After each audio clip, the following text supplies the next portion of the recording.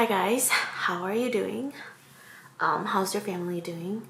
I hope that during a time like this, again, you're taking more frequent breaks and just taking care of your mental wellness. Sometimes the world stops at the most unfortunate times to remind us to check in with ourselves. I know I've been a little slow with uploads, and I'm saying this more for myself. I'm sure some of you guys don't even notice, and that's perfectly fine with me. But I wanted to take this time to just sit down and just catch up with you guys, kind of give you guys an update with everything going on. I had a video pre-filmed a while ago, ready to go up today, but it just didn't feel right with me. I've had this thought of just this having feeling, wanting to sit down and talk to you guys. And whenever I do, when it weighs on me for a couple days, I'm just like, fuck it, I'm just gonna sit down and talk. I'm just gonna fucking do it. Fuck, my camera battery's gonna die. Okay, so I switched over to my vlog camera because I do not have the time to sit around and wait for my battery to charge. I'm so out of whack today. Pretty recent ago, my sister passed. And if you don't know, I have 3 older sisters, 2 of which I don't see often and are 15 to 20 years older than I am. Not the sister I live with. Oh my gosh, I don't. So this was my second oldest sister, and she lives in California. I do somewhat have a relationship with her. I visited her a lot more frequent in high school with my mom, but I haven't seen her in 8 years. I haven't seen her in 8 years. First of all, I just want to thank you guys for leaving me such sweet, thoughtful, and kind messages and comments, and also my friends. It's just so weird how coincidences work.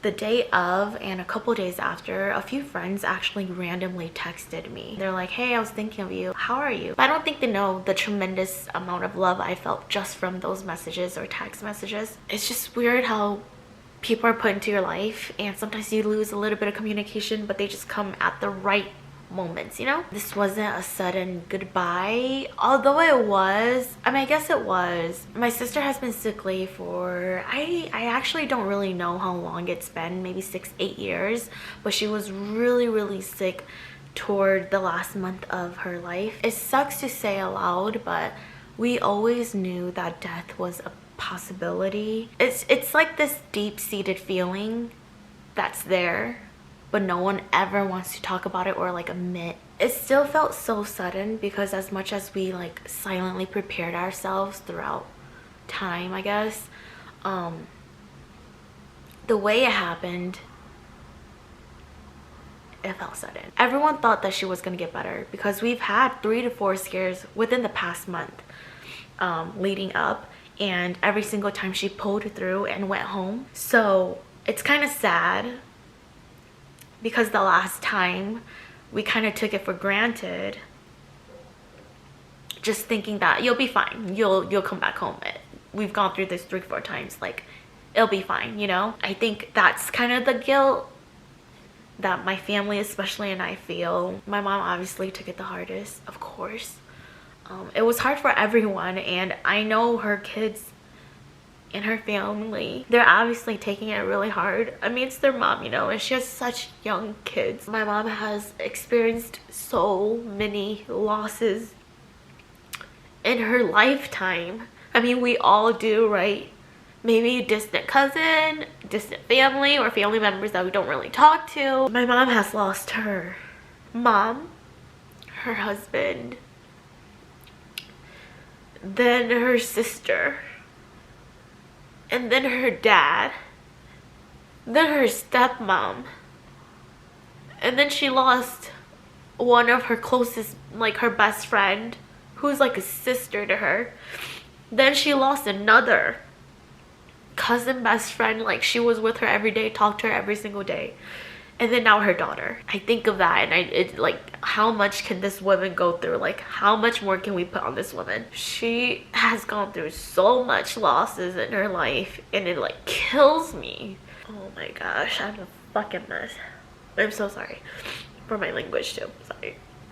But anyway, I think it was the second day after my sister's passing that I was in the shower and I thought I was gonna be fine, but it hit me like a fucking rock wall. And I was like thinking about this thought, what I just said. I was looking at it from my mom's perspective, but I too lost a parent and a sibling. Like, I too lost my dad and now my sister. It's such an indescribable feeling. If you take any message from this, go hug your parents, your siblings, go spend time with them.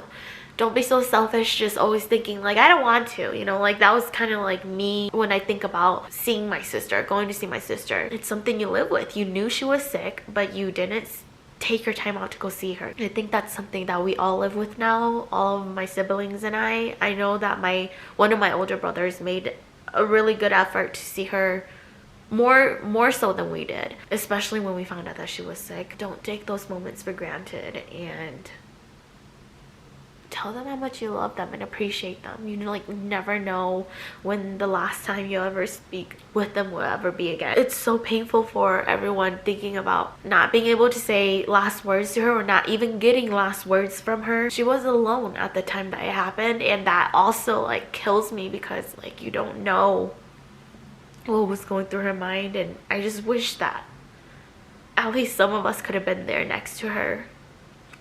But maybe that was how she wanted. I don't know. That night, was it that night?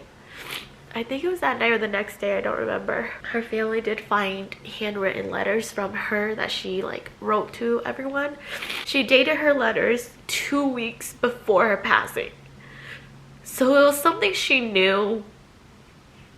And I think she mentally prepared herself for. So it's like heartbreaking, but at the same time I hope that maybe the way she did it, to be silent about it, not really say anything much to anyone the last few weeks, maybe that was her way of finding comfort. Although it like makes us more sad and upset that why didn't you say anything, that thought comes from a very selfish place, because maybe this was the way she wanted it to be, to just quietly go. At least we have those letters, and at least she said her goodbyes there. I just wish her peace and happiness, pain-free, just pain-free from her illness and this world. And we know she's with my dad, so that gives us a lot of peace, and that's how I want to see it. I know she's happier, and that's enough. That's enough. I don't have any napkins or tissues.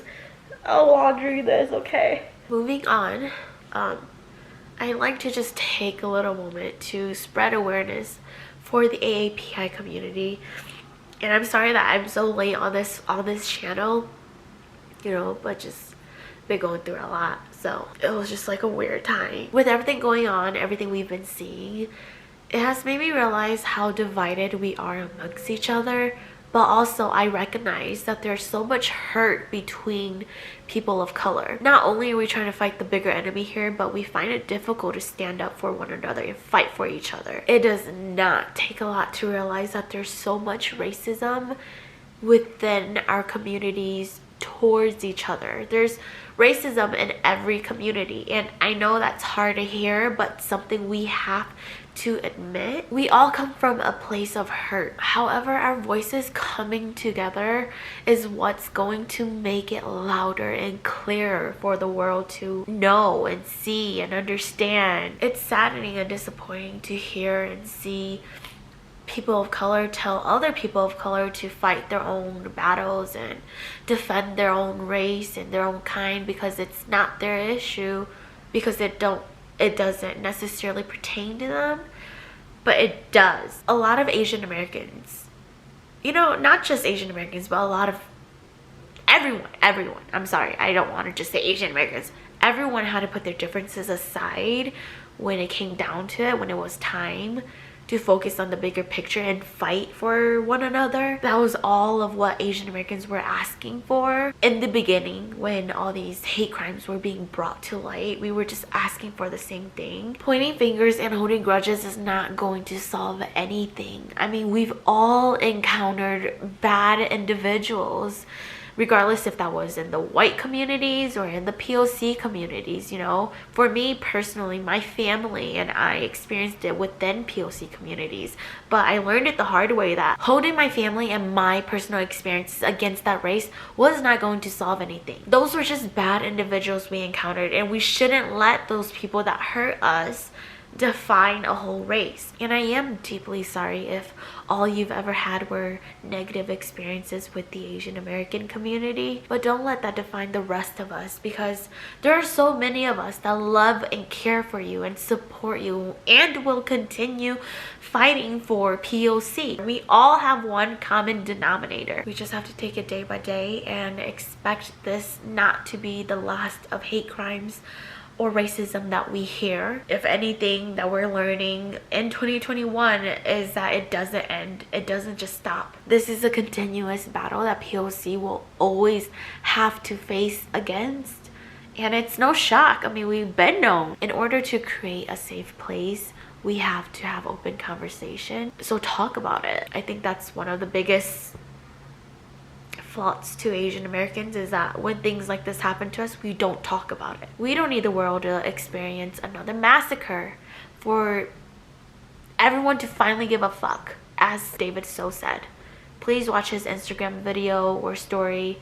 I'll link it down below if you want. What he says in the video comes from a very strong and mutual Asian American perspective. It's kind of the perspective that no one has the balls to say. I don't know, I feel like I'm kind of out of whack now. I don't know if I said too little or if I said enough, but I believe in us, and I know that you know what's right from wrong, and I still have faith in humanity even when it feels unattainable.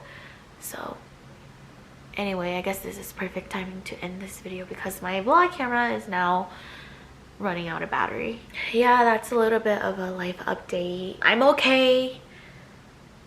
I'm doing better. I do have something pre-filmed ready for next week, but it's been almost 3-ish weeks off, and I'm feeling like I'm picking up my energy again. Yeah, thanks for just being here, listening, and I have the best Linda fam ever. You guys are so supportive and just so open to hearing me and being there for me even when I feel like my battery died, which is perfect because it gave me a little time to breathe. I just want to thank you guys for always being here for me. I don't know if a lot of you guys realize it, but through all these years, you guys have gone through life with me, all the good and bad. It's just so crazy to me. I've built this unconditional love for you guys, and it's weird because I really mean it when I say I have a relationship with you. Like, whether you like it or not, we're in a relationship. There's just this connection I feel within myself whenever I talk to you guys. And I just don't make a video and talk with you guys and then leave. Whenever I do have these like heart-to-hearts, like I take my time out of my day, like hours,